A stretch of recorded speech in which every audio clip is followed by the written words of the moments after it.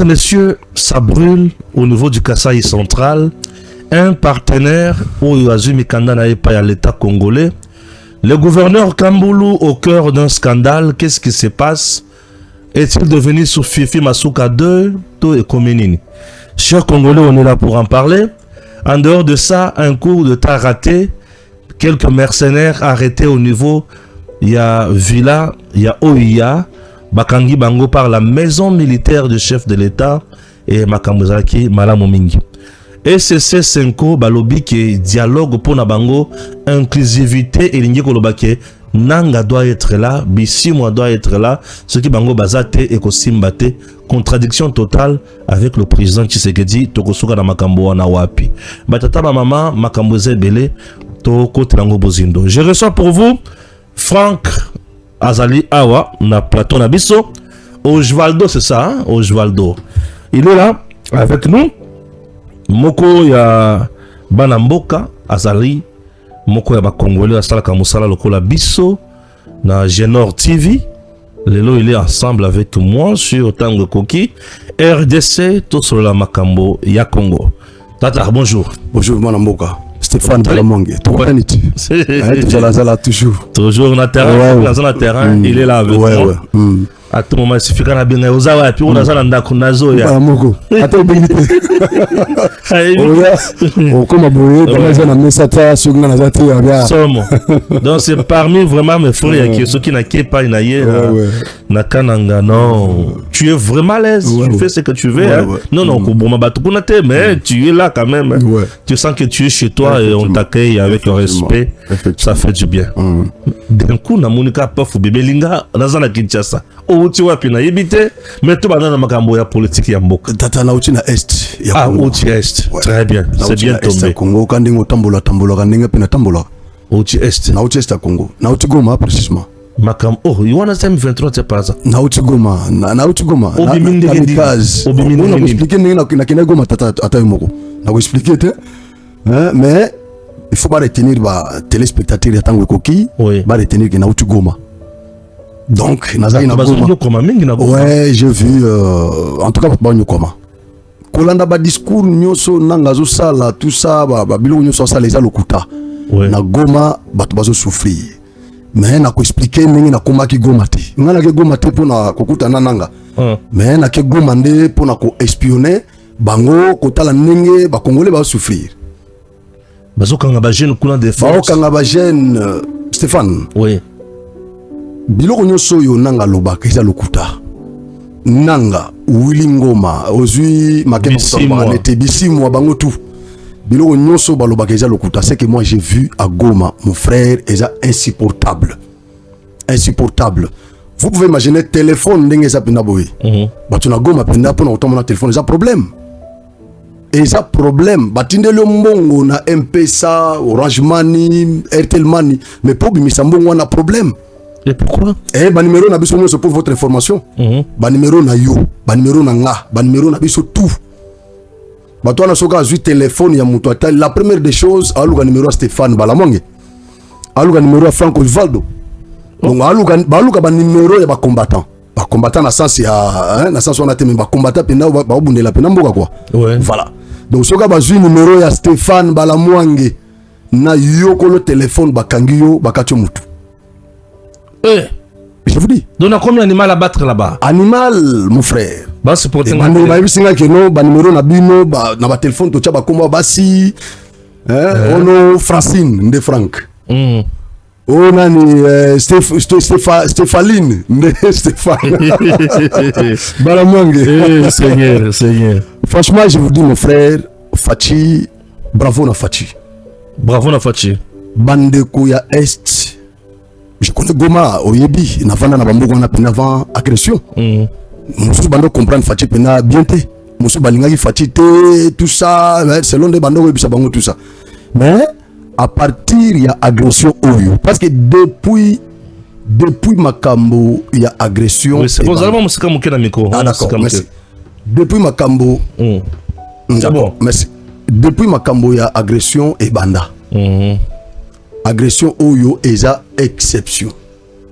Façon Fachi a traité M23 bandeko ya est bazo comprendre te carte facha beti ba comprendre imaginez période à musée ba omela te pour ba renverser Mobutu peut-être mais awa c'est depuis 2021 au bazo menacer Congo bakangama na Bukavu bake Uvira après ba mi retirer bango moko kota Walikale bakenda ba mi retirer bango moko bakima donc bandeko ya est ce que ba comprendre puis surtout na musalo to sala pour na faire comprendre bango réalité ndenge facha longoli guerre na minduki amemi yango na diplomatie akena na diplomatie pe alongi basoda nyonso facha chelaki motema même tango lobaki na top Congo ki à la moindre escarmouche ba comprendre ki te facha kutaki armée ya Kabila ba officier militaire belé bazaki ba sergent na Rwanda Kabila a eu pouvoir à promouvoir bango musu ba komi ba colonel ba généraux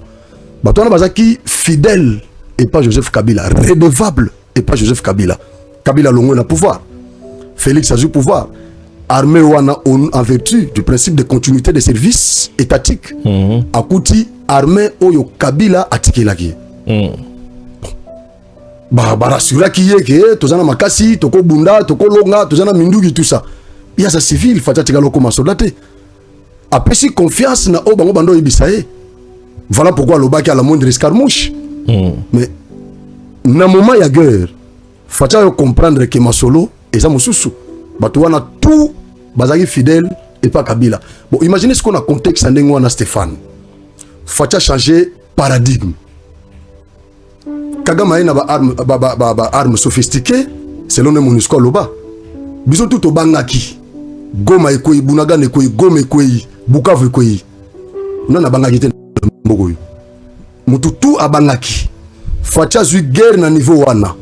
Alongoli yango na minduki, ake nango na mbanga neti na film. Ake nango na stylo, ake nango na papier, à convaincre tous les décideurs du monde. Lelo Kagame a commis jaléliste. Il y a Félix Antoine Tshisekedi et nani Donald Trump.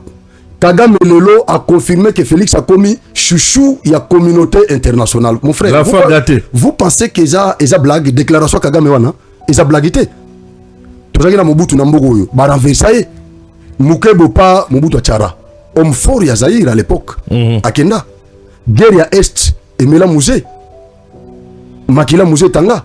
Okay. Joseph Kabila soki guerre ya Est et Mela était c'est parce que azaki mutu na bango. Na Moï alobi A, na Butu alobi B. Osomona, voilà pourquoi à Salaki 18 ans, guerre à Est et Mela était. Les lotants à longue na pouvoir, a mis retrouvé à Pina Est.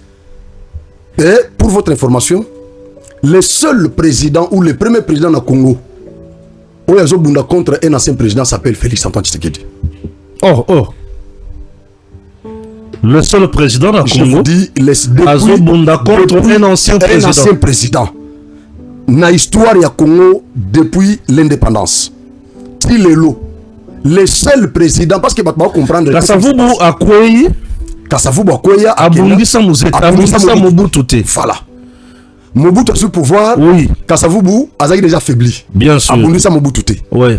Mouzé a éliminé Mobutu. Mobutu a comme fragilisé. Akenaye et Koufi. Mouzé a tikali a régné Yemoko. Mouzé a Koufi. Joseph Kabila a eu pouvoir. Mouzé a zate. Oui. Vous comprenez? Oui. Félix a eu pouvoir. Joseph Kabila a vivant. Akena rébellion. Akena rébellion. Donc c'est le seul président dans l'histoire du Congo où il y a Bunda contre un ancien président. Ah, et comme. Et c'est le seul président, je ne vais pas ajouter encore. Où il y a Bunda opposant, où il y a pouvoir, où il y a Mbongo, où il y a Mbongo. Mais il y a Bunda. Il y a une opposition, il y a une piaka, il y a une larte. Oui, bien sûr. Il y a une larte. Oui. Il y a un peuple. Mais les lots, nous avons des opposants qui ont beaucoup d'argent. Mais qui n'ont pas le peuple. Mais qui n'ont pas le peuple. Et le président Tshisekedi a le peuple. Il a le peuple et le pouvoir. Et le pouvoir. Raison pour laquelle Bakou ça était. Voilà pourquoi Bakou était et Nagolo Bravo l'armée numérique. Parce que l'armée numérique. Nous sommes des volontaires et nous faisons un grand travail. Ici, na armée numérique. Oui. Nous éveillons la population tous les jours. Parce que nous disons de vérité tous les jours. C'est pas normal, oui. Naba front au Félix. Félix a compris ma solo. Parmi les stratagèmes, au Félix a mettra en place pour nous fragiliser Kagame. Stratégie pour nous primordiale. Et ça, il y a la stratégie, à Botoli, en fait, stratégie à Kagame, qui consistait à se victimiser. Oui. Kagame comprend qu'après le génocide, il y a 1994. Lokola, la communauté internationale, parmi les sujets, il y a la communauté internationale, le sujet primaire, et ça, l'État. Mais en dehors, il y a l'État, nous avons des organismes internationaux. Nous avons aussi des minorités. Voilà pourquoi la Constitution, il y a 18 février 2006, minorité qui doit être protégée. Et ça pas battu. Parce que qu'en droit international, au sein des relations internationales, sciences politiques, voilà, sciences politiques. Et on dit criminologue. Voilà. Bravo. Tout ça, ça bien. Dans le droit international, parmi les sujets, il y a la communauté internationale, l'État. Ils ont considéré le sujet primaire. Bien sûr. Il y a la communauté internationale. En dehors de l'État, nous avons des organismes internationaux tels que l'ONU. On est à sujet de la communauté internationale. En dehors il y a des organismes internationaux, nous avons des minorités. Voilà pourquoi dans Sun City, ça moana na kacha constitution. Sengi na l'État a protégé minorité. Minorité wana eza ba chokote.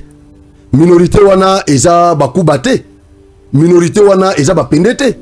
Minorité wana eza ba tuate. Ba kundote. Minorité pona bango. Selon l'esprit quand on fait ce qu'on appelle l'interprétation téléologique des textes.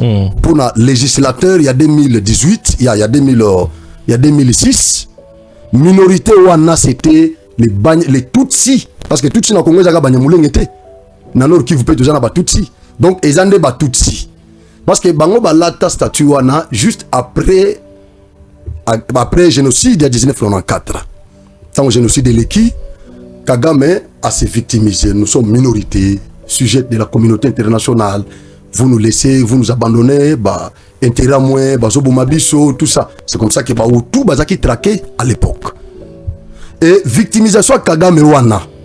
Yangonde et faciliter les tâches na chiki international. Babana ko tindela ba enveloppe tilelo. Bon, lelo à partir ya agression yo fati pas convaincre bango ba retirer et soutien na bango wana pour ko compatir na minorité tutsi oyo ezaki victime ya génocide à 1994. Voilà pourquoi représentant il y a Nations Unies na conseil je crois na conseil de sécurité des Nations Unies. Voilà, na conseil de sécurité des Nations Unies. Alors bango clair que Kagame a profité qui na culpabilité il y a communauté internationale. Oui. Na génocide à 1994.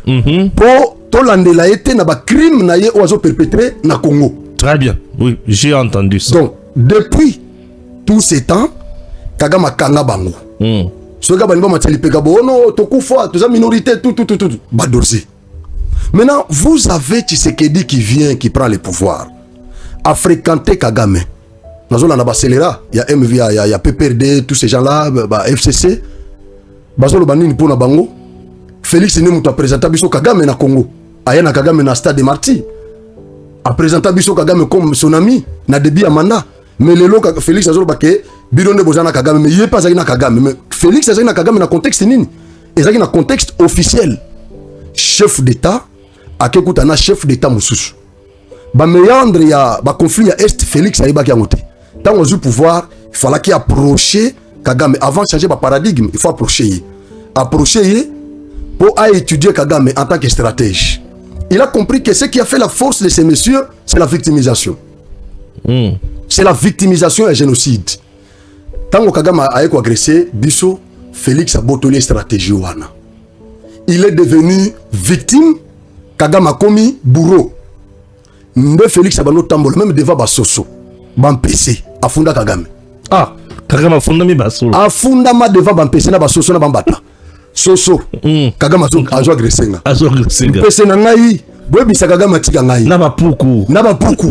Base sanga na Bamususu bakomprana Jewanati. Oui.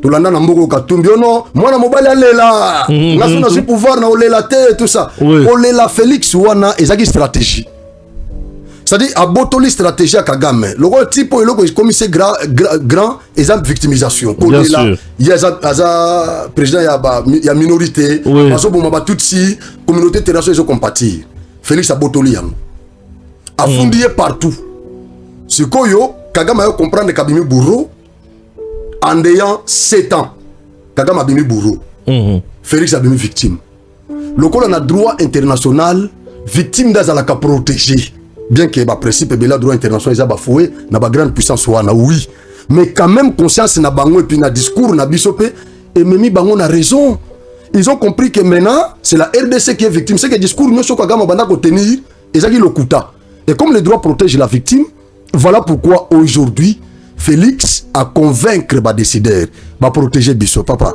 vous pensez que ça blague ce n'est pas un fait anodin Donald Trump a tel Félix a vénéré Félix na dîner de prière.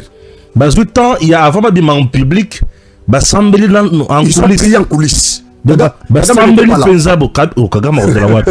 Yo zala makila ya batu nzoto. Okoya ko sambela la batu ndenge nini. Tu sais que diabomite faut sambela na ye non? Voilà. Sambeli na ye en coulisses. J'aimerais montrer aux gens la photo. Je suis à la 45 minutes s'il te plaît. Et voilà. Ah sambela en coulisses. Bassemble si ma bayoko bien masikoyo liboso c'est Donald Trump qui commence à vénérer Félix Tshisekedi. Vous imaginez le président des États-Unis et pas n'importe qui, pas comme Biden a quand même moins timide. Il lui donne son numéro, il dit tu as mon numéro. Tu peux m'appeler à tout moment. Pour tout ce que tu veux. Nyonso lingi yebisanga. Nasenga président. Luka mutu ya Kagame. Yebisa ye. Pesanga mutu ya Kagame. Lobango déjà moyena lobango za teto. Pesanga mutu ya Kagame. Pesanga mutu ya Kagame. Bien sûr. Papa il quoi neza blague été. Oui. Félix a été présenté au monde. C'est que ce geste là insinué. Donald Trump présente Félix, il dit c'est le président Félix Tshisekedi, mon partenaire stratégique.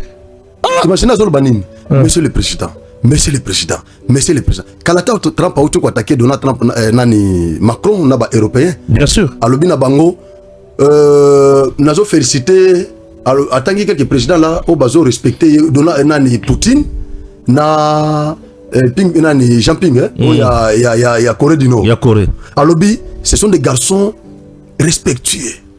Batika n'a jamais connu Trump. Monsieur le Président. Mais les présidents européens, les impolis, Trump. Mais devant Félix, Trump a bengi Félix, Monsieur le Président, combien de fois? Plusieurs fois. Et ce qu'on a dit, et ça a plaisir à lui, tu es formidable. Vous savez ce que ça veut dire? C'est globalisant. Tu es merveilleux. Merveilleux. Tu m'as épaté. Tu m'as épaté. Tu es au-delà des attentes. On va le meilleur pour ton peuple. Bravo à Fachi. Il est meilleur. Les lois congolais va comprendre la potentialité aux gens qui Tshisekedi. Na ibi ke ba congolais va frapper l'amnésie. Lobby ba okansa Tshisekedi. Biso za ba clairvoyant, les lois sont défendre, tout soutenir Bitumba Tshisekedi. C'est parce que nous avons déjà découvert ses potentialités. Et surtout en faisant une étude comparative, que Kabila était très loin de la réalité. Oh non, pas très loin de la réalité. Très loin, c'est comme s'il avait compris ou il n'avait pas compris la réalité. Non, Kabila était complice. Ouais. Naïf Swat. Ouais. Musée a oumela na pouvoir te. Tant walinga ko s'opposer na Kagame. Joseph Kabila a fait 18 ans pour Nanine parce qu'il a collaboré avec Kagame. Félix Obatbazo Lobela Lelo Bazo attaqué. Soki Kaka Lelo Félix a changé position, a abandonné le peuple. Félix a lobby bon, n'a pas frappé Boyete d'après tout. Auto Lobawa na prélide. Au lobby qui a menacé non menacé la maison militaire. Yoka. Maison militaire, il y a chef de l'État. Dirigé par le général Martin Malou. Bravo, le général Malou. Martin Malou. Il fait mon boulot. Un très bon boulot à la maison militaire. Baouti Koukanga, 4 mercenaires rwandais. Bazui appartement Kuna. Un lieutenant-colonel, il y a armée rwandaise avec 2 ex-Gadogo, Nabatumusu, Suna Minduki. na villa eza na kati ya OIA bakangi bango lelo baza na bakasho et baza na kati ya kobimbisa makambo puisque les têtes vont tomber et ils vont dire oyo bafacilité bango tâche bakoma na bavilla ya OIA. Ils vont également nous révéler complices nyonso baza na complot wana na kati ya armée na biso et les têtes vont tomber puisque la maison militaire du chef de l'État dirigée par le général-major Malou, non, c'est sans complicité avec l'ennemi, avec efficacité et surtout bravoure sur le plan patriotique. Bravo, général. Bazala qui prêt, il y a qu'à passer à l'acte. Et le monsieur Bakangi wana, azali le qui en cours d'abattoir. Le qui en cours d'abattoir, oui. Le qui en cours d'abattoir est venu en RDC avec un seul objectif, assassiner le président Tshisekedi et repartir. Avant de la limiter, na gombete, mais avant de la villa, ils ont cité ya Oya Bisika Fachi à la lac. D'accord. T'as la niveau. C'est quoi, t'as la, tu le vois Fachi. Ouais. Depuis qu'il est là. Depuis 2018, Stéphane, combien de tentatives il y a assassinat d'abord? Na ya coup d'état. Na ya coup d'état. Combien de tentatives? Tout ça, il y a bien un na prestation de serment. Il y a au magistrat, il y a cour constitutionnelle. Bakanga kamikaze moko. Wana na bazan alliance, il y a AFCC cash. Toyoga bakanga kamikaze moko na palais du peuple. Na revolver, bien cuit. Chef coutumier mogonde muto a découvert bakanga kamikaze. Imaginez à côté na munduki ndenge nini. Au regard de tout ça, mais mutuana a kufite tilelo. Ah bon, batubako le baketa mususu parce qu'il y a déjà un partenariat stratégique na Amérique. Et là Dieu. Mais avant na nous ba signer partenariat Oyo. Félix Azumboka Oyo a consacré na Zambie. A eu pouvoir naie a consacré na Zambie. C'est que j'ai toujours dit. Le verbe consacrer, les gens ne comprennent pas. Ça veut dire mettre sous patronage de. C'est-à-dire, vous prenez quelque chose ou quelqu'un, vous le mettez sous patronage d'une autre personne. C'est-à-dire, Félix a eu pouvoir, a eu trône, a eu Congo, à mettre en sous patronage de Nzambe. A lobby, yo, nous sommes comme patron ya Congo, c'est pas moi. C'est pas blague. C'est comme toi, Bobundi si eti lelo, bozo kokaete. Boko tigate papa. Qu'est-ce que vous tigate? Très bien. Bravo, mais entre-temps, il y a contradiction au sujet à dialogue. Ouais. Et c'est cela, c'est un coup, ça y est, lobbying makasi sur le plan national, qui en France. France a plaidé qu'en abango dans les Nations Unies. Makabomoi est belé. Aujourd'hui, même aux États-Unis, il y a certains sénateurs qui pensent, qui soutiennent même aussi ouvertement la démarche à Senko na SCC. Au cours d'un point de presse tenu hier, au niveau de Washington. Senga qui est le secrétaire, bien sûr, il y a SCC, na Monseigneur Cholet. Yasenko. Balobi, pour eux, l'inclusivité veut dire la présence de tout le monde. Oyo babomi na obo babomi te. Bango nyonso. Oyo baza condamné na baza condamné te. Bango nyonso basolola. Mais pour Tshisekedi, l'inclusivité ne veut pas dire criminel de guerre, basal. Contradiction et côté. Mon frère, d'abord, tu as un dossier dialogue. Pourquoi tu as dialogué? Objectif est zanini.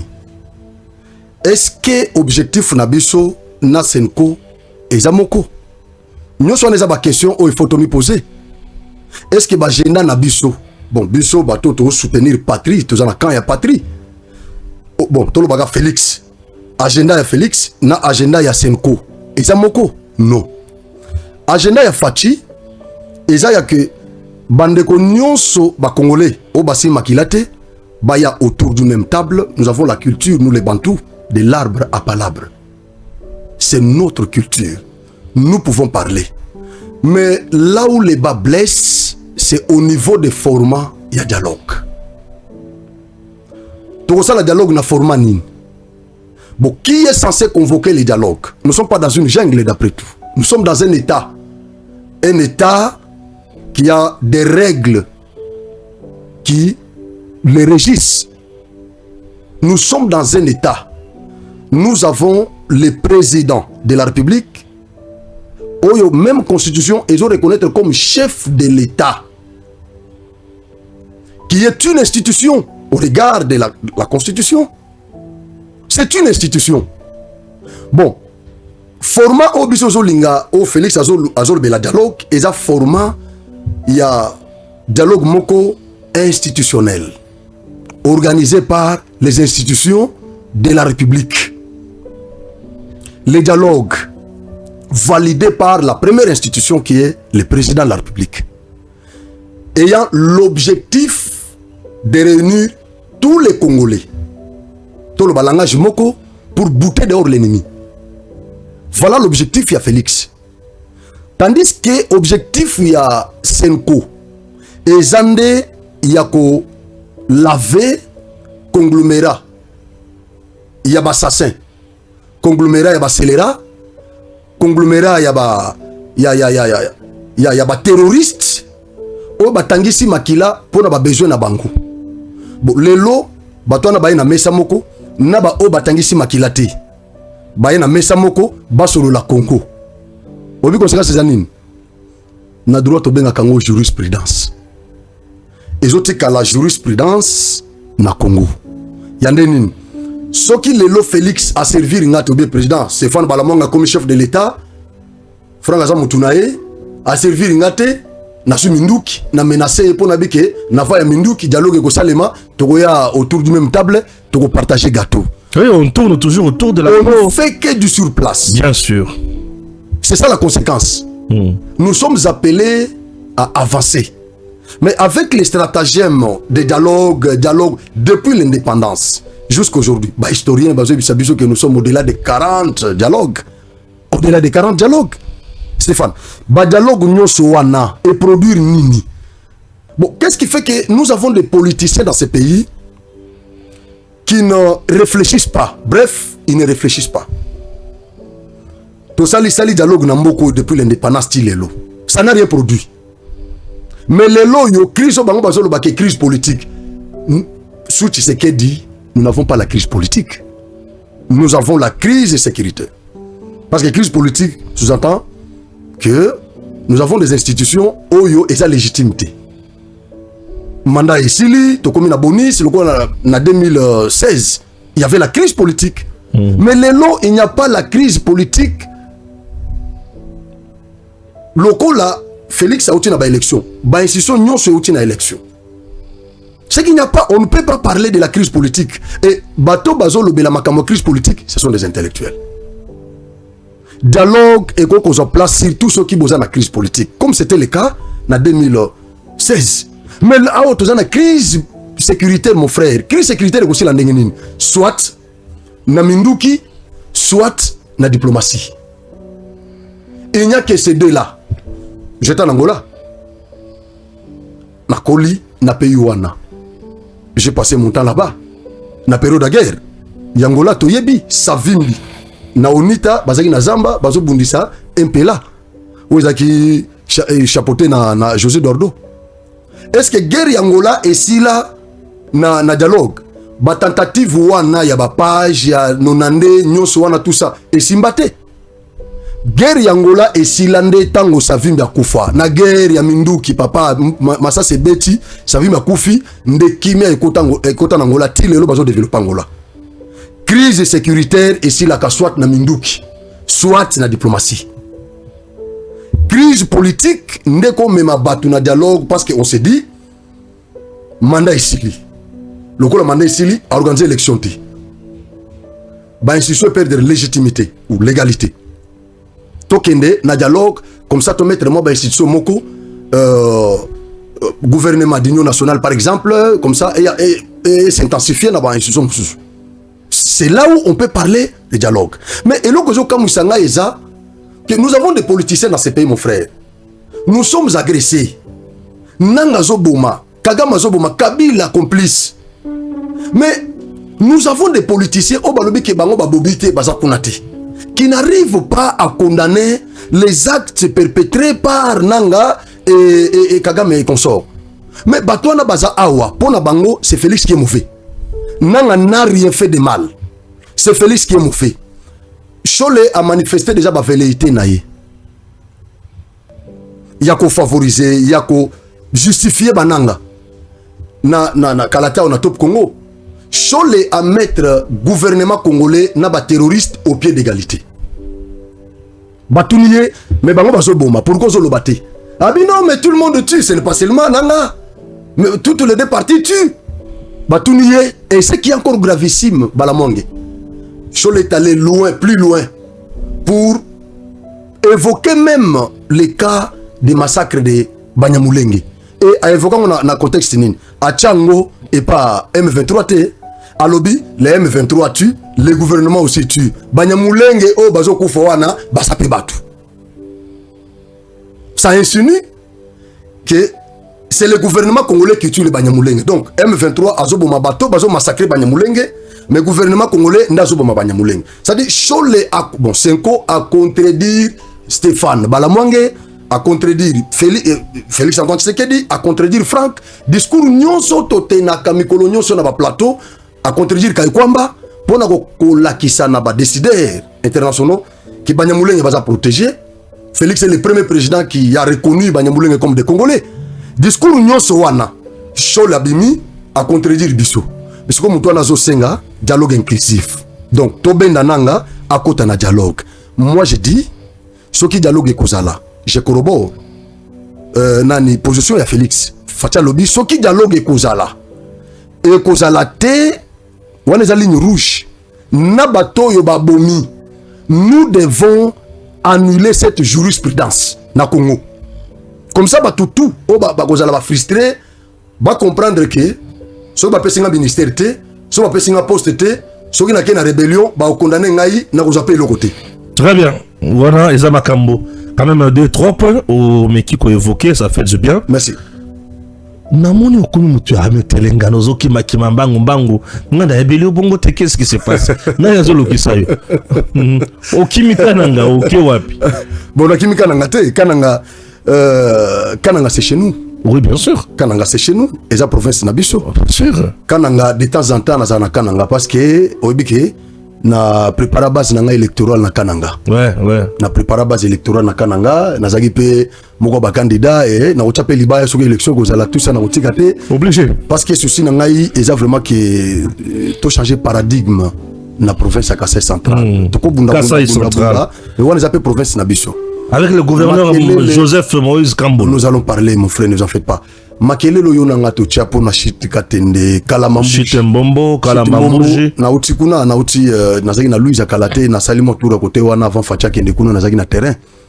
Mon frère, Banzele Zotambola. Banzele Zotambola. Je dis que Kananga est transformé en un chantier. Oui, je viens d'être là. Voilà. Le président Tshisekedi. Oui, bravo parce que Toronto aéroport wana moni quand même. On a roulé. J'ai fait mon travail quand même. Wana tina matamba. Asphalté. Bon, accident où Salima qui wana boy, ou ba dramatiser qui. C'est normal parce que bana ko rouler na vitesse ya likolo, voilà pourquoi accident parce que nzela magada meza pena bo trou ezate. Ba mesana na ngote mo ba spectacle banda Diego Kao banda période ba belge tout ça. Ba mesana na nzela ya boy asphalté. Très bien. Ozomona asphalté na kenda ti Louisa. Mon frère. Kolongwa matamba. Ti bamboka wana côté wana asphalté. Donc Kalate ba okoma na Kalamambushi. Je vous dis dans Liro bazo kene nango Kalate Kalamambushi. Avant na ya on a zaki na aéroport ya Kananga oui, na zo avion kunati. Ndeko na ngai. Eloko facha zo tonga na azotonga ipa na bino. À l'aéroport de Kananga. L'aéroport de Kananga. Non. Stéphane. Non, facha mystique. Hein? Non. Il est sophistiqué. Non. Et puis eloko eza grave ozo kamuisa ngai. Eza que azotonga ba biloko nyonso na moment au pays en guerre. C'est ça la différence. Le formidable Moukantombolo. Formidable. Imaginez que Didier Zoké na guerre et que Munduki Basoda nyonso wana. Mais koto yo pas université Kananga, université ya Mbujima yo na Bunya na Kisangani Mbandaka et bozomona ba aéroport ezotonga ma tout ça ba bâtisse ezobima na mabele. Très bien. Comment va Moïse Joseph Kambolo? Formidable. Il est formidable. Yebisa Sosko. Na ki dossier moko ya makambo ya mine bakare minye kuna. Messieurs ayekuna comme on a yeso les tambavu. Effectivement. Mais na ki kamwa les tambavu. Gouverneur Moïse Kambolo paraît-il qu'il a télémélé les Kamboana pour un intérêt à Mboka. Qu'est-ce qui se passe dans le dossier wana? La première des choses avant na kota na fond nazo senga na président de la République a fongola liso na iloko wana a fongola liso nabi ke ba service belé à l'état ilandaka biso surtout que tango koki alandaka ngo na osenga na l'état congolais précisément chef de l'état commandant suprême oyo azobunda trop pour na ko valoriser secteur minier congolais bitumba ya fachi yango wana. On nous a dit, tout en haut en classe, que le Congo est un scandale géologique. Ba minéraux tout en haut, nanga zo bundisa biso pour na minéré, Kagame zo bundisa biso pour na minéré. Mais ba grand boana, ba on est ba bénéficiaire na minéré wana. Biso ba citoyen lambda, petit peuple, toujours bénéficier. Mais souci, il y a fachi, et ça y a que Congolais nyonso a bénéficié na minéré ya Congo. Ça s'appelle la justice distributive. Nous sommes un pays riche, scandale géologique, mais minéré wana, ata maman oteka kapondu a bénéficié na minéré wana. Nde bitumba ya Félix Yangwana. Pendant que ya zo bunda, mais ba gouverneur on dirait bazo comprendre vision Félix était. On dirait que ba gouverneur bango seconde bazo combattre vision wana. Voilà pourquoi na ibiso dès l'entrée de jeu que Félix doit ouvrir l'œil et les bons. Na dossier ya Kabanda Moussefu. Ezana Kabanda Moussefu ezana Louisa. Ezana une forte concentration ya or na village wana. Et kangamina lwalaba. Na utikuna na kende kuna na Kabanda Moussefu. Ba émission nyoso moni wana nazalaki avant na banda parce que j'étais tombé sur les dossiers. Na cadre toujours ya investigation. Nena telemela dossier ya conflit à Kalamambuji o utilelo gouverneur Kambulu asikisangote incapable ya kosisa conflit nde sikangana Kambulu toyoka na kati gouverneur Moïse Kambulu incapable ya kosisa conflit dans un langage clair incapable ya kosisa conflit. Je vous dis qu'il est incapable ya kosisa conflit. Bon ba conflit nyon soza na Kasai central na s'intéresser na ba conflit belé tout ça to loba et il est insensible beaucoup ça la makele le bolobi il n'est pas là-bas. Aza toujours na sima ba projet ya gouvernement central akende boyo comme superviseur ne ba bazo benga na ba réseaux sociaux kuna comme superviseur ne ba benga ke superviseur ya ba projet ya gouvernement central. Lui sur le terrain n'a pas proposé. Il n'a aucun projet. Une question ana Stéphane obi ke yona ngai na début ya mandat ya gouverneur Kambulu to soutenir trop hein. Oui, j'ai soutenu beaucoup le gouverneur Kambulu, mais aujourd'hui je ne le soutiens plus. Ah voilà, pourquoi? Bon, je ne le soutiens plus puisque dans le monde, je suis flou. Voilà, c'est comme ça quand même. Vous avez déjà été. Yona ngai to combattre Kabeya. John Kabeya. En faveur de Kambulu. Batu ya Kabeya, mon abiso mabe. Batu ya Kabeya, basali biso ba caricature, ba photo na yona ngai na journal. Salon na ngai baloba tout ça. Oui. Mais le lo yo tango ba centre Kassemba aussi la lecture comparative. Ils infèrent que vaut mieux Kabeya, John Kabeya que Moïse Kambulu. Bon, John Kabeya on dirait quand même on dirait ça va. Mais tant Félix Sakiao. Oui. J'ai vu que Kabeya avait plus mobilisé les gens que les autres. Ça là qui fout la blague, il est déjà aimé. Non, je ne comprends plus rien. Vous savez pourquoi? Je ne sais pas. Vous savez pourquoi? Incompétence, il y a Moïse Kambulu, il y a Monde. Et bien, c'est John Kabeya. Ah, donc on peut dire aujourd'hui que Kabeya était bon que Kambulu. Non, mais incompétence, il y a Moïse Kambulu, il y a Monde et bien Fouli Kabeya. Kabeya bon que Kambulu. Je vous dis.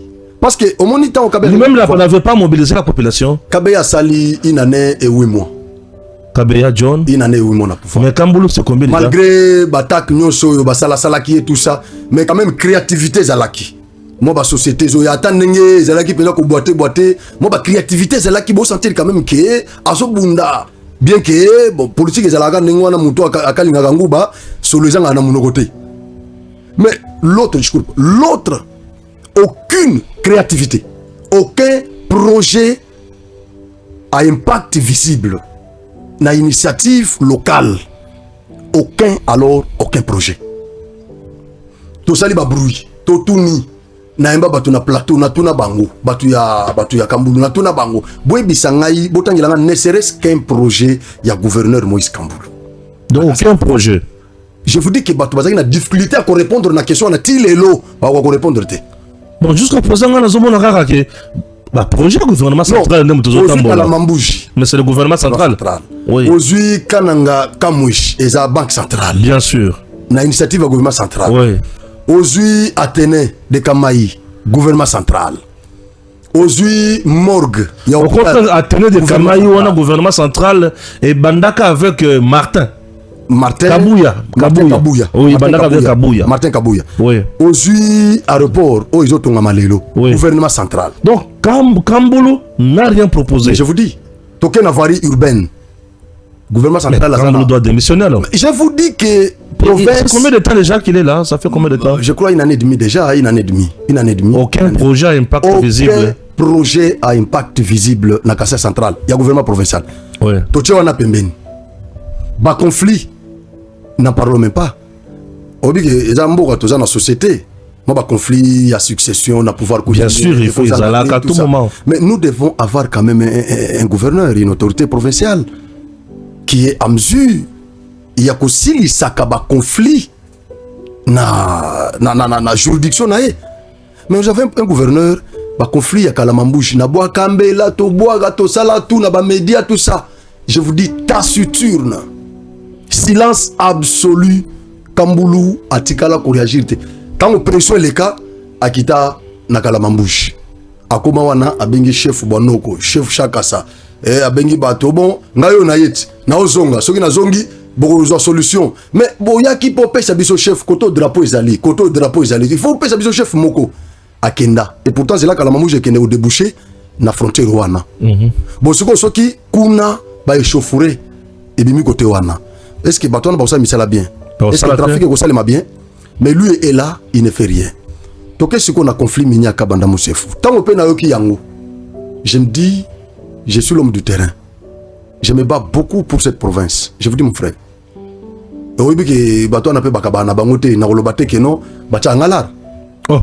Bon na kasai ko na kana na bakaza. Ba politicien kasai ya kasai bakabara. Kasai central bakabara. Oya gouverneur balela kanzala. Balela. Yo sa gouverneur ni nyoso balela kanzala. Ah, okuta na autorité obimimpiaka. Donc bakabagate, c'est-à-dire moi kolobake tel ndem ndo soutenir ngai ezati. Bakabagate. Je vous dis bien que bakabagate.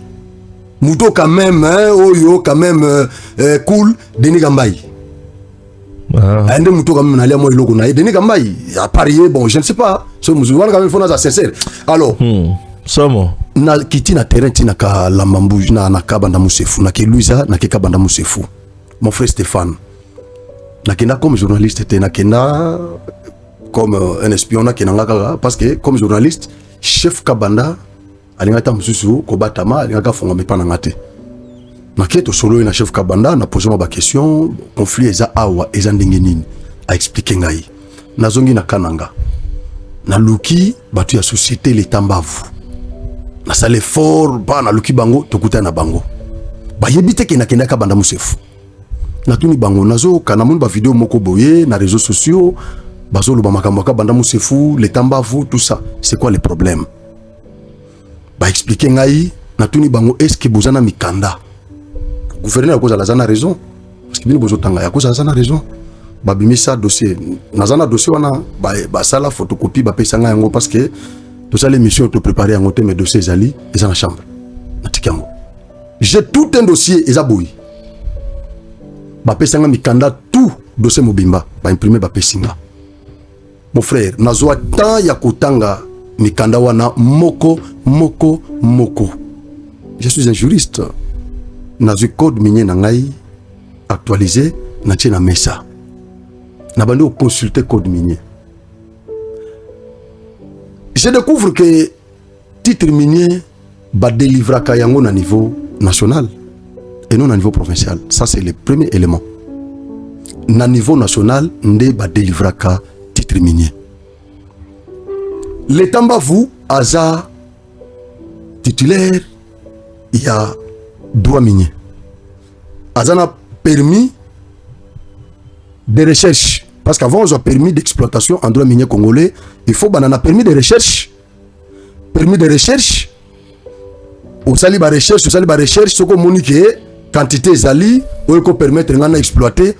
Au sali rapport na yo, et pas il y a l'autorité congolaise, donc cadastre minier, il y a Oyo Kouti. et après au koki ko transformer permis de recherche wana en permis d'exploitation. Démarche aux sociétés wana et ça là déjà. C'est-à-dire bah si ba côté demande il y a transformation à permis de recherche en permis d'exploitation, oui. Baso c'est là. Alors ba foutaka ba droit superficiel dans l'état congolais chaque année azana 30 carrés par carré c'est quelque chose de $7,300 si je ne me trompe pas. Bon jusqu'au $7,300 fois 30 carrés. 30 carrés wana ezui ndambu ya Luiza na ndambu ya Lualaba. Ozolanda 30 carrés wana. Sikoyo ba s'organiser babana ko futa déjà ba droit na bango superficiel depuis longtemps. Ba s'organiser babino to kita na terrain siko to déclencher ba travaux de recherche. Le col a déjà toujours zela permis na biso d'exploitation. Ba comme na province. Ba ke pas gouverneur, ba ke pas ba autorité locale, ba me présenter ba document na bango, ba présenter civilité ndenge zalaka tout ça. Ba yokani wana, ba tendi bango dans un premier temps, ba kita na terrain. Et pourtant, terrain est déjà occupé. Na banani, na baris non identifié. Ba outi Lualaba. Ba kotika banda musefu. Ba bandi ko exploiter or na périmètre minier, il y a l'État où ils ont couvert na titre minier exclusif. Ba bandi ko exploiter or place wana baena, banger na bango, ba installer, ba bandi ko exploiter or place wana. Tango ba komi bakuti ba clandestin et belé na espace na bango tout ça. La première des choses, il fallait procéder à l'identification. D'abord qui me présenté par chef de groupement. Qui me présenté chef Abombi bango pendant ce qui 2 semaines sur 3 semaines si je ne me trompe pas. Juste pour approuver kaka ordre de mission na bango. Pour bakende na Zamba. Batindi bango déjà na province, bakomi kuna chef akangi bango sur 3 semaines. Na moment wana ba tractation ezalaki entre chef na gouvernement provincial oyo et pesa ki bango ordre de mission. On dirait ba ko sutuka après batonde ba keboye ba ke nous découvrir ba mafia na biso côté wana. Ce ko ba komi ko instrumentaliser chef coutumier, chef de groupement. Avant d'ici bango 3 semaines tellement pression les kaki chef foyer ko signer a autoriser bango ba kende. Deuxième étape eza ya ko identifier ba clandestin. Banani bazako exploiter awa. Est-ce que ba coopérative ezali? Est-ce que babandi identification jour liboso après chef abengi bangono bolongo na Zamba. Pona nini no bolongo na Zamba? Balongo na Zamba. Babandi sous ba tractation na chef ba convaincre. Papa eketi est compliqué. Chef alongwe chef ake Kananga. Chef akomi na Kananga aiko zonga na video moko naza nango awa nako tindelo video wana otinda na technique ba balancer video wana chef azongi na kati ya video chef azoloba nini chef alobi nakenda Kananga nazongi nakutana na gouverneur na vice na ministre ya mine provincial bayebisi ngai eloko akosala bayebisa kinga eloko akosala ezaki nini marche.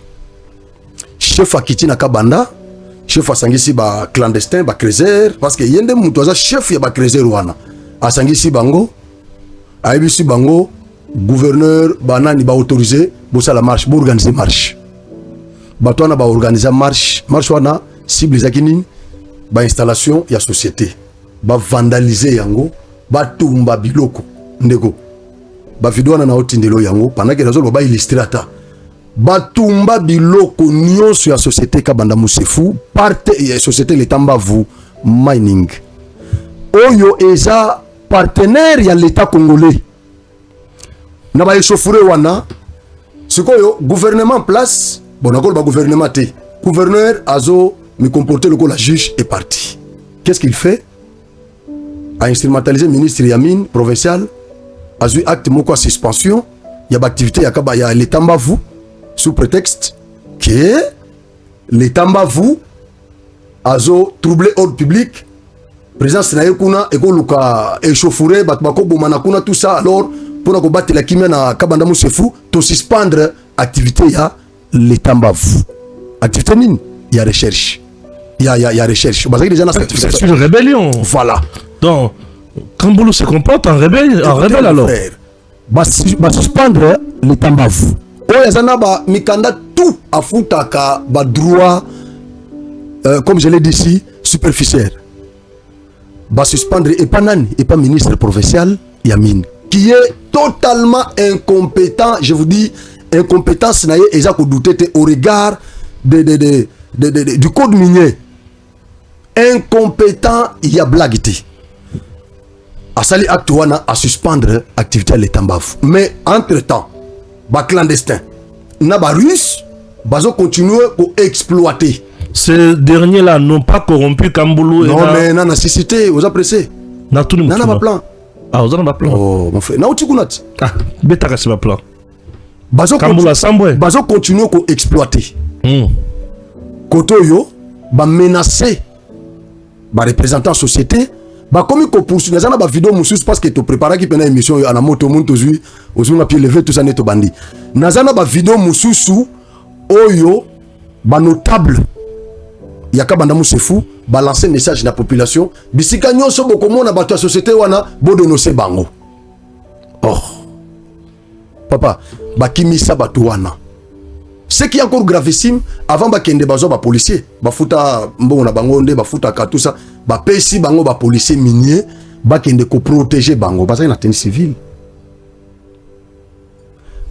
Général John Kabea Manya, général ya Kananga, on a zopé sambote, mutu malamu hein, mutu malamu. Général a eu instruction na hiérarchie à niveau provincial. Il y a qu'on retiré ba policier ou société fouté la kimbongo pour pas protéger ba bien la société kuna. Général a eu instruction il y a qu'on retiré ba policier wana. Ba longo la ba policier moi bazonga kananga. Mais mbongo wana l'état zongi sa côté. Société perdait la rwana. Ba policier bazongi nde batu ya ba représentant société ba monike to tigali sans sécurité to sala nini. Menace za makasi batumbi biloko tout nazana ba musu na kuta na bango bazonga na kilote batumba tout ba pantalon tout bilamba tout tumbami bazongi na kananga et c'est coïncidé na pe na zaki na nuwana to kutani na kesu kuluka bango to kutani ba pesinga lisusu carte ndenge lekaki. Mais c'est quoi ça les problèmes? Bazui option ya ko saisir cour d'appel Oyo et c'est Jackie, le cour d'appel administratif. Pour nous attaquer lettre, il y a ministre provincial. Avant de nous saisir, société, conseil à société juridique, adresser lettre na ministre provincial. Pour nous l'accès incompétence naïe. Basé les réponses et yété. Ministre national, Yamine. Je dis bien ministre, membre du gouvernement, ministre national Yamine, saisi, à surtout mais qu'est-ce qui se passe? Ministre provincial, à partir de quel moment, à quoi qu'on soit compétence, il y a qu'on suspendre. Et le qu'on a sali. Oh, qui nous quitte la canal. Oh, Kambulu devient compétent là-bas.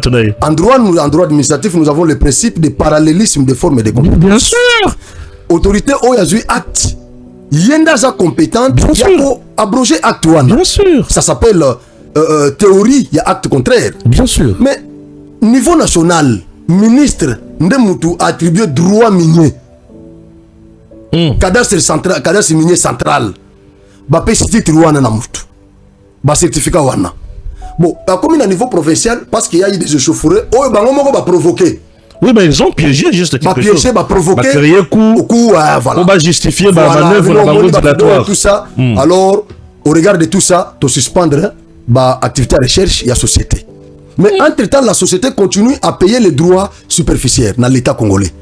Mais, les Russes, ils ont un titre de mon côté. Ils ont installé le matériel là-bas, ils ont exploité. Avec l'accord de qui? Ils ont signé un contrat. Le député Moko a dénoncé que directeur de cabinet. Il y a gouverneur. Kambulu a 15 000. Vice-gouverneur a 15 000 $. Directeur de cabinet à Kambulu, Jori. Mutunaoti. Mutunayo kaka Jori. Mutunayo papa. Le vieux Jori. Mutunayo. Directeur. Non, Zelanda non. biso tout aux abana kananga to yebani surtout bana Congo Moutoulanga Yazalakate directeur de cabinet, je me connais avec lui. Koloba Moutoulanga c'est trop fort. Mais to yebani na mona gars c'était moment bano coach fort quoi. Non, to yebani. Bana. Non, ça koluto.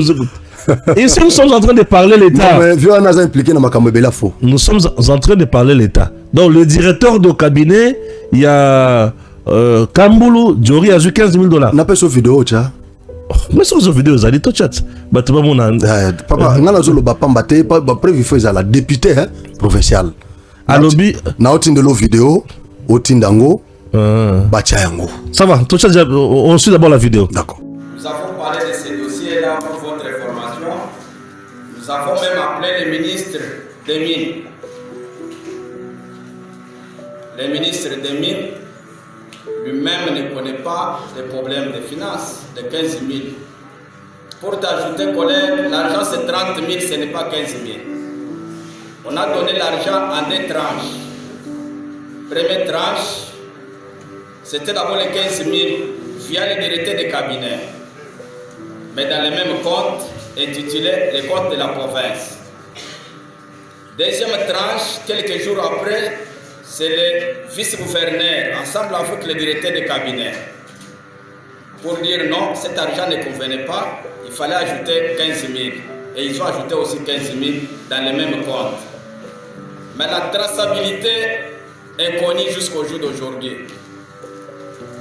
Honorable Président, avec ça, nous on s'est dit, avec votre concours, si nous pouvons interpeller le directeur de cabinet ici, c'est lui qui est en train de se gérer dans les situations de la mine de la province du Kasaï central. Avec votre concours, honorable Président, je demande une résolution qu'on interpelle le directeur de cabinet du gouverneur. Ça c'est un des les dysfonctionnements dans la division des mines. Le chef de division lui-même, c'est déjà un retraité collègue. Il a même déjà eu son argent, mais jusqu'au jour d'aujourd'hui, il continue à travailler.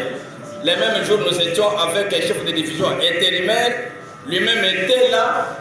Les experts qui travaillent avec lui ou les agents de carrière qui se trouvent avec lui au bureau, il avait tout le monde, il avait chassé tout le monde, il a engagé de nouveaux. Donc il y a un dysfonctionnement total. Je vais encore demander le concours des honorables députés ainsi que le bureau de l'Assemblée, s'ils pouvons appeler le chef de division. Il les nomme le matin, il les révoque le soir. Au lieu des chefs de bureau dans chaque territoire, il en a nommé 3 pour cette fois-ci. Honorable Président, avec votre permission, si nous pouvons adopter cette résolution d'interpeller et les directeurs de cabinet du gouverneur et les chefs de division pour nous éclairer la situation. J'ai dit honorable Président. Isa, député, Hollande vidéo. Ouais. Député provincial, Oyu. Akutana kina Barus. Ozolanda. Akutani na Barus. Barus wana balakisi contrat oyo bango ba signé na gouverneur. Gouverneur Kamboulou. Kamboulou. Selon Kamboulou a commis monsieur le minéré. Oh papa. Selon Barus. Basenga ki bango $50,000 comme caution avant ba banda ba activité na bango parce que tant ba komaki na Kabanda na sauté tant ba komaki na Kabanda tango Kamboulou ayokaki babengaki bango baye na Kananga. Tango baye na Kananga nde bavandaki basololi bayokani Barus bafongami pa na bango bayibisi bango botia $50,000 comme caution totia na compte ya province comme ça biso bogolugela biso pe moi par na biso Barus babino no to kokate 50,000 kuna mais 15,000 yango yo bapesi 15,000 na directeur de cabinet Jory mutu na yo papa mutu na za impliqué na makambo bela faux. Ah bon? Je vous dis, il y a impliqué, bazo tanga na makambo belé ya faux babilo kwa ndenge wana. Je vous dis, ako induit gouverneur na erreur. Bien kaza mutu na ye, bakola na ye tout ça mutu na kala babilo kwa ndenge wana mais franchement, obi ke yona ngai tambo na ko attaquer kaza mutu ya Kasai tout ça. Biso kondana bato bando ba détracteur na ye. Bien sûr. Kondana bango parce que biso c'est une logique on attaque cause la mutu ya Mbujima ya cause la Kasai ce qui tout ça. Dès lors qu'Aza compétent, à quoi servir l'État, nous ne sommes pas là-bas. Mais Aza impliqué, Aza cité dans ma Kambebela fou. Et moi j'ai dit, Viewana a koki ko simbisa, gouverneur touche. Allié $15,000. Bah paye ça $15,000. Vice-gouverneur paye, tango yeko yoka, yepa ko tabino no mbongo neza muke, babakisa. Yepe allié. Bah paye ça paye les sous, mais Hollande vidéo, député est-ce que mon lobby, député dans le lobby. Bah paye ça paye vice-gouverneur $15,000 na Barus. Ok. Donc au total 30,000. Yoka ce que le welegi. Mais 30,000 Kamboula ça combien? Non mais tant qu'on lobby directeur, est-ce que gouverneur zo kambo mbala mobu na maboko? Ah, directeur de cabinet na mais ceux qui directeur de cabinet ezanani. Ah, ezan gouverneur. Yoka si gouverneur ko senga mutumbo ngo pesa ye. Ah, c'est le directeur de cabinet. Directeur de cabinet. Ok, c'est bon. Alors, basumbongo wana. Basal basigné basali contrat na Barus. Si Barus bazongi ba continuer ba activité na bango. Mais ba yo kuta na après na député, on dirait que il y avait des quoi entre bango na gouverneur. On dirait ça qui na clause moko oyo gouverneur na batune ba respecta kiti. Tant ba koma ko landa ne ba kuta na là ba député, ndé député oyo. Il est tombé sur les dossiers. Amoni contrat. Barus ba yebisier tout ce qu'ils avaient fait avec les gouverneurs. Les députés des matières. Voilà pourquoi à Betty Bambo Diomoni à Betty Wanana na plénière. C'est le député qui est d'abord son nom. Ah, son nom m'a échappé d'ailleurs, Moutunangaï, Kombone, Kiminga, tout ça. Ah, ça, c'est un garçon courageux, très courageux. Wishiate. T'es Wishiate. Ah, bon, yo, Wishiate, au monde, on a ça, Wishiate. Wishiate. Alors, balier 30,000 wana. Ministre national Yamin, a commis ministre provincial. A commis le gouverneur. Parce que selon le ministre provincial, tant qu'on a acculé, il n'y a pas de laver ma boca. Non, on a sali sur instruction, il y a gouverneur. Mais c'est le gouverneur qui est le numéro 1 de l'institution Tobengi, gouvernement provincial. C'est le numéro ministre national Yamin, à l'acquis, gouverneur incompétence na bango, il y a quoi agir dans matière qu'on suspendre société oyoye à autoriser qu'on travaille. Vous êtes incompétent. Non, c'est une rébellion administrative. Une rébellion administrative. Oui. Banda ministre national adressa lettre wana ba vandela yango. Ba vandela ba lettre wana nyonso ndé sika nazo. Mais Kamboula banda ko gangawa, tout rien ne va ici au Kasaï. Donc yemo konde. Ko ganga wana. Yemo konde problème. Ba vandela mika a résister na ministre national Yamin. Gouverneur Kamboula. Alors là je me dis nous sommes dans une jungle. Non mais on va saisir cour d'appel. Cour d'appel et fongoli dossier baké ko samba province atindi. Imaginez ce que baké samba na province. Société basamina province. Province etindi bavocat. Société tindi bavocat en matière administrative. Ba trancher dossier en faveur ya société. Société elongi arrêt eza nazana rewana. Babimisi arrêt ba pesi société raison. Cour est confirmé que ministre Aza incompétent, il y a qu'à suspendre société Oyo, ministre national a autorisé. Bien sûr. Papa, na ré, il y a cour. Na lettre, il y a ministre national. Na lettre, il y a société Oyo adressé qui na gouvernement provincial. Nyon soana basaboté en gouvernement provincial. Oh! Mais je vous dis. Basaboté nyonso. C'est quoi yo, to komi na moment ya ke société est élémi. Moi bazon na zamba exaté. Qu'est-ce que le gouvernement va faire? Le gouverneur va envoyer encore une équipe constituée de ses conseillers, AT, il y a Luisa, chef de secteur, il y a côté Wana secteur, il y a côté Kabanda Moussefou, Baké na Kabanda Moussefou, pour nous résoudre le problème. Mais écoutez, en ce moment, le gouverneur a joué le rôle de juge. Et on a vu son début, Aza, juge est parti. Mais bateau ya tindi, bah que nous trancher problème. Bah que trancher problème entre sociétés, l'État vous na notabilité locale. Selon Bango, alors il faut délégation ekende et commission ekende, bah kende ko trancher différent. Mais ce qui est gravissime, il y a gotinda batu ba kende ko vendre ça une partie, mais partie musu za notifié té. Parti mususu baza na kananga bazo telinga na kananga baza notifié té qu'il y a une commission ozo kende pour kata ba dossier na bino na kabanda lor botinda batu na bino kuna boza la pewana rien azu de conseil na ye chef de secteur ate baké na Louisa baketi na kabanda basangisi batu na tinelo déjà vidéo wana soko ko balancer yango pour na bonheur quand même ya ba centre kassayen pour ba comprendre que makambo tozoloba eza na soubassement. C'est bon, on peut suivre ça. Letambafu muyikuitikisha lwesu muchikuku tamuka shani letambafu vumwivi ushiye kuchibi upita pa mfundu pa chikuku ubwele muchikuku uyuitikisha lwesu lwapija muntu mwimpani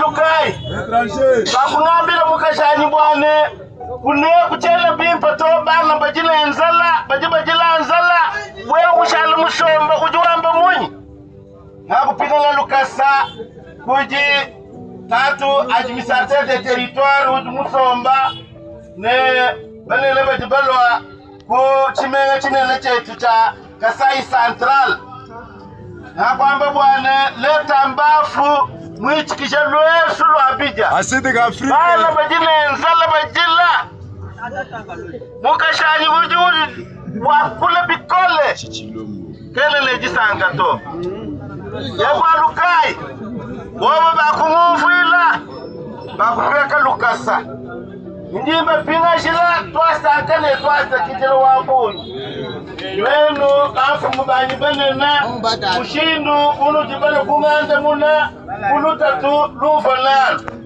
njingela tatu anyi mukashibunji nenda twasa kijelo wabuni wanu wakushuka palukasa wakwamba bwane bane neba jamu munyi katata pinga na imwitu eza imijimu yenu mujita nambu ninji pinga shila mufena wetu kamulu nkonko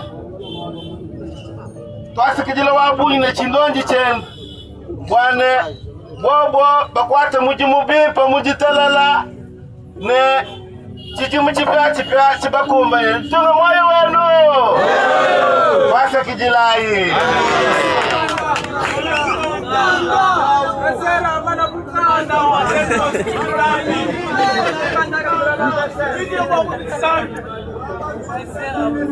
bana betu tumfanga dai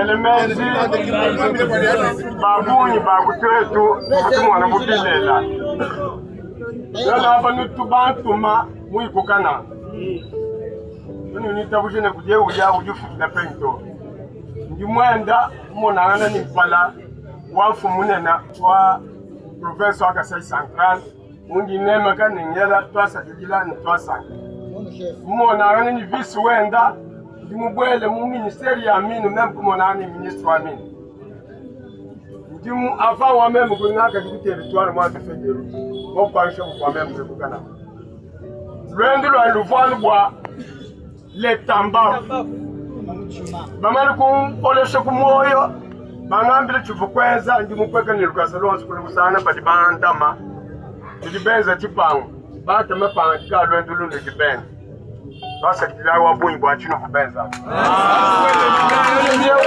bamala kwenda Joso mbia leleu tukaji ni bengi batwende batutwela twasagedila koma mona distance jakana kuba dibamanka nanga Luisa mona injile tujitendela mona mai ayikaleka ini bilamba mona moto fiasko byanza bya mwana wa moto bitwendela juni bikwa lelo tudina mbante batu 100 km muno amba mukanda mwe nudini droit wa kumanya chidimukanda bwalo ki secret kabito. Je crois qu'on l'a dit vidéo. Muto azoloba wana aza chef de secteur. Ozolanda ya secteur wana kombo bosani ngai na bosani yango kotaka banda musefu. Chef de secteur na azoloba na zo finga letambavu. Alobi letambavu aza muibi beke na chuluba na ko traduire yango. Letambavu aza muibi. Bref, aloma kamobele mais bref a traité letambavu d'un voleur. à côté ninga nandaku a informé ngate moyibi tout ça. Est-ce que société minière mutoza détenteur ya titre minier aza obligé à kende kokutana na batunjo sowana na territoire? Et pourtant azaki déjà na gouverneur na province na Kananga azaki na ba autorité nyoso. Il faut se croire que ne lisusu akutati na chef d'avenue, chef de quartier akutana bango nyoso a traité les Tambavu d'un voleur. Na présence ya administrateur ya territoire à Luiza. Na présence ya ba conseiller ya Moïse Kambulu. Balobi et l'autre côté. Balobi et l'autre côté a traité de voleurs, ba fingi wana et Sili. Chef de groupement sur parole, ndabandi goloba, nakendaki Kananga, nakuta na gouverneur, nakuta na vice, nakuta na ministre, ba ibisa ngelo ko kosala ndeo bosala ki wana marche bosala ki na remercier bino. Mais na marche wana obo illustrer awa.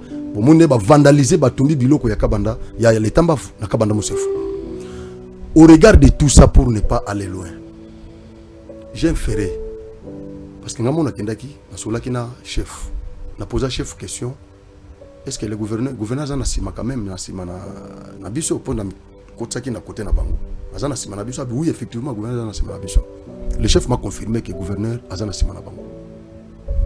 Au regard de tout ça, gouverneur Moïse Kambulu a impliqué dans le dossier Yakabanda. On a l'impression qu'on a affaire à un gouverneur bandit. Nazana ba preuve. Ce qui est grave. Tant que landela barus wana bazolo banini na ba investigation na biso barus bazolo bana quelques notables ya Kasai central que biso tozo exploiter ba déchets. Oyo chef de groupement azopesa biso. Mais na droit minier congolais. Même exploitation ya déchets. Ils ont la compétence même il y a détenteur à titre minier, titre minier, ils ont titre minier oui, mais ba déchets ils ont un certificat nango. Il y a ce qu'on appelle les certificats d'exploitation des rejets. C'est-à-dire, cadastre minier central n'a coupé ça, certificat wana. Et ça, les Tambavu n'a coupé ça ngote. Mais les Tambavu, il faut appeler ça coronaye. La société n'y a pas pour exploiter les déchets. Mais, moutou coupé ça bango makoki, ou coupé ça certificat, et ça cadastre minier central. C'est quoi la question que moi je pose au gouverneur de la province? Barus au balobi ke bazako exploiter ba déchets, ba rejet. Au chef azo pesa bango. Bazana certificat d'exploitation des rejets. Et ceux qui bazana ngote. Est-ce que le code minier est violé, tout est respecté par le gouverneur? Bon, ce gouverneur lobi kaza au courant. Bon, na dénonciation nyo sobiso sali. Ni na ça là déjà. C'est là où moi je vous dis que le gouverneur Moïse Kambulu papa, merci beaucoup. Gouverneur Moïse Kambulu azana kati eloko wana. Et danger on a zomone sanine. Pour nous ça. Obi que tu as un partenariat stratégique na ba américain. Ouais. Bariso bazakuna statut na bango yebanité. To ebité oui. Ozolanda. Notabilité locale sont des villageois. Villageois na sens ya kofingate eza na sens ya ndenge bazana na villageois. Makambo zoleka. Monsieur ba comprendre na mabe. Makambo zoleka na niveau international. Bitumbo Félix azobunda na aspect minier. Tant monsieur zo chapé bango. Les loyo, il y a ce qu'on appelle les minéraux critiques. Oyo eza autour il y a guerre froide. Où eza en gestation entre la Chine, la Russie et les États-Unis. Barus wana o bazakuna. Est-ce que bazo exploité pena or? Vous voyez la question que moi je me pose. Parce que ba chef wana ba yebité. Est-ce que baza pena ko exploiter or kaka? Ba région wana. N'est-ce pas que baza ko exploiter ou ba découvrir minéraux mususu rare? Nakaba na musefu. O ya ke lelo soki a partenaire na biso ba ko découvrir ba komo na biso moins sérieux. Il faut secteur minier. Ordre et quota. Pour que je sois ma baie, n'a pas partenaire au Bakoyate. Très bien. Merci beaucoup.